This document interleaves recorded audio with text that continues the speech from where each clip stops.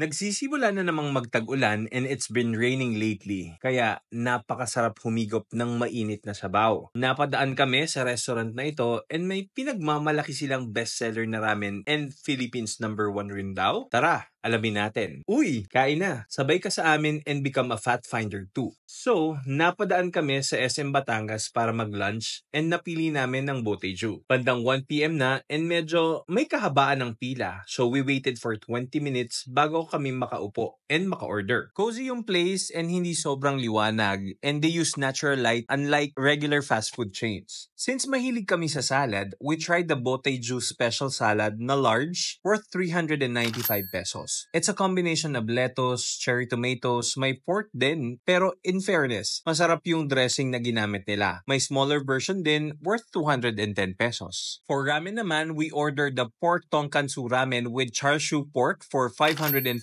pesos and yung spicy version for 575 pesos. Surprisingly, yung spicy tastes better compared dun sa non-spicy version. Both have creamy broth with thin noodles and pork slices, pero medyo oily and salty talaga yung ramen. Since we also love takoyaki, we ordered the original sauce and mayo takoyaki for 130 pesos, 3 pieces na yon. We also ordered umami sauce and mayo takoyaki na 3 pieces, 430 pesos din. Mas gusto ko yung original sauce takoyaki kesa dun sa umami takoyaki. For our beverages, umorder kami ng bottomless iced tea for 155 pesos, which is really refreshing. So, bill reveal na. Kumain kami dito without promo and inabot ang bill namin for 2 packs ng 2,103 pesos, including na yung VAT and service charge nila na 172 pesos. They have promo mula sa iba't ibang credit cards like BDO and Security Bank na up to 50% off. They have a lot more to offer like in this menu and more details on their website. Overall, ramen tastes good naman pero not a fan. Pero if you have cravings naman for a ramen, okay na to. I think mas masarap pa rin ang ibang ramen na halos magkalapit lang ang presyo. That's it, finders. Bye-bye!